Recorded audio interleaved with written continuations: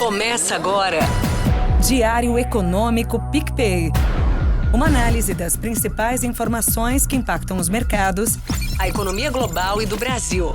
Apresentação Marco Caruso. Olá, bom dia. Hoje é terça, 30 de abril e este é o seu Diário Econômico.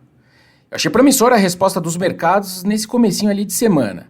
Indo por partes, né? Primeiro a gente teve mais uma estilingada da moeda japonesa, que vinha desvalorizando contra o dólar e piorou bem ali na virada dos últimos dias, mas deu uma boa acalmada, provavelmente com alguma atuação do BC japonês. O Japão está no meio de um feriado aí de uma semana e o mercado foi para cima, comprou dólar contra ien. Até por isso que as autoridades não foram explícitas em dizer que eles atuaram mesmo na moeda para controlar o ien, para deixar justamente o comprado em dólar com uma pulguinha atrás da orelha. As moedas asiáticas, em geral, eles têm sofrido mais que as outras essa onda de dólar forte que a gente está vendo nos últimos tempos. Basicamente porque os juros não precisaram subir tanto lá na Ásia, já que a inflação por ali tem uma cara melhor do que para o resto do mundo no relativo. A moeda chinesa era uma que vinha desvalorizando também conforme o BC lá deixava ela andar, mas os analistas discutiam se eles não podiam deixar depreciar bem, né? Ou seja, lá também dá uma bela piorada na moeda, o que seria um choque negativo para as outras emergentes. Quando a moeda chinesa piora, aqui piora legal. Então esse alívio no ien foi bem recebido, vamos só ver o quanto que isso aí vai durar, né?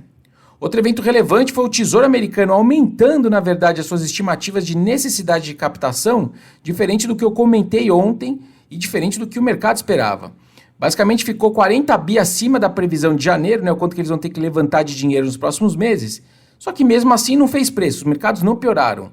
Os mercados poderiam ter piorado, só me explicando, porque se o Tesouro precisa captar mais, o mercado pode cobrar mais, certo? O que acaba pressionando a curva de juros americanas para cima.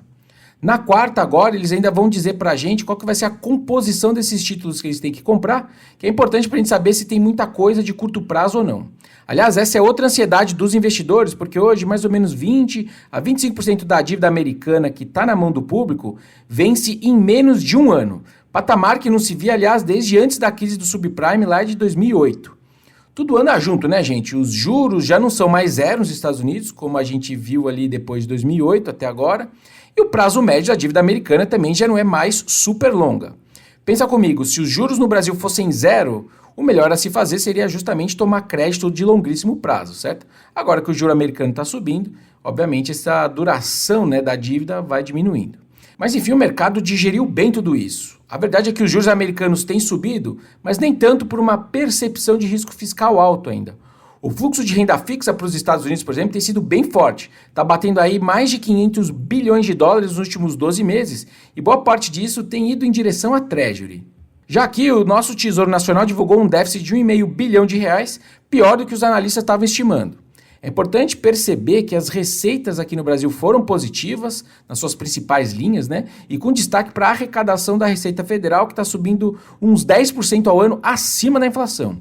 E mesmo assim o número foi pior. Basicamente porque as despesas cresceram 4% em termos reais, com a Previdência subindo 6%. A verdade é que os gastos do governo estão num ritmo mais intenso do que o esperado, já quando a gente desconsidera ali toda aquela antecipação de precatórios.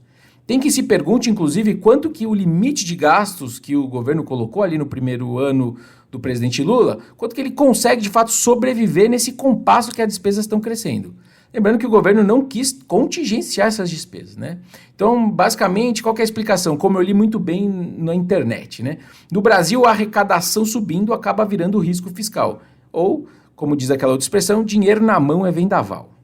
Para o dia, em ordem cronológica, importa primeiro o PIB e a inflação da zona do euro, que sai daqui a pouquinho. Enquanto a atividade lá na zona do euro deve acelerar frente ao TRI anterior, a inflação pode voltar a melhorar, dando mais um passo em direção à meta deles de 2%, alimentando com isso a ideia de que agora é o BC europeu o candidato a cortar antes os juros. E aqui no Brasil é dia de mercado de trabalho. Nosso desemprego pode ficar acima de 8%, mas quando a gente tira os efeitos sazonais desse período, ainda é uma taxa que ficaria parada perto das mínimas recentes. Para a criação de vagas formais, que sai mais para tarde, a gente tem um número aqui um pouco mais baixo do que o consenso, na verdade é o mais baixo das previsões, de uma criação ali de 120 mil postos, mas que ainda é um número bastante saudável.